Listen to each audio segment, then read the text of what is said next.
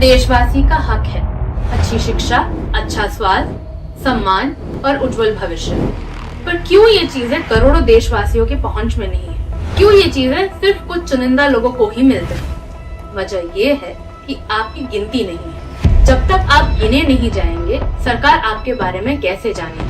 भारत के सबसे अमीर 10% लोगों के पास देश की 72% संपत्ति है और 50% सबसे गरीब आबादी के पास सिर्फ 3%। फिर भी सरकार कहती है कि देश में 5% से भी कम लोग गरीब हैं, और वो इसलिए कि तकरीबन पिछले 15 सालों से आपकी गिनती नहीं हुई। लोग कहते हैं कि गरीब तो हर समाज में, हाँ बिल्कुल, लेकिन दलित, आदिवासी और पिछड़े समाज में हालात बहुत बदतर है। जब बिहार में जातिगत गिनती हुई तो पता चला कि वहाँ के गरीब परिवारों में 88% दलित, आदिवासी और पिछड़े हैं, जिनकी मासिक आय 6,000 रुपए से भी कम है।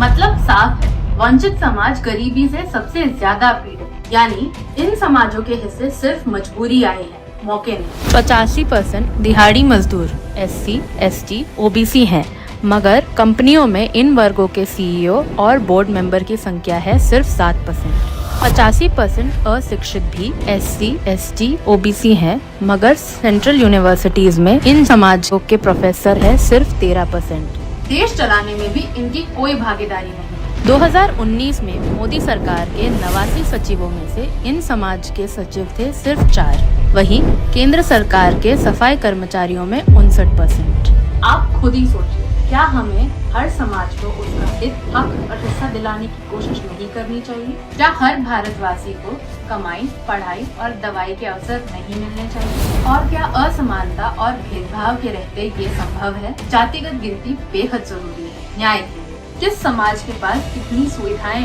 और किसे सहायता की सबसे ज्यादा जरूरत है, ये जानने की। जब सच सामने आएगा तभी सरकार मजबूर हो आपके बच्चों के हित, हक और हिस्से की योजनाएं बनाने।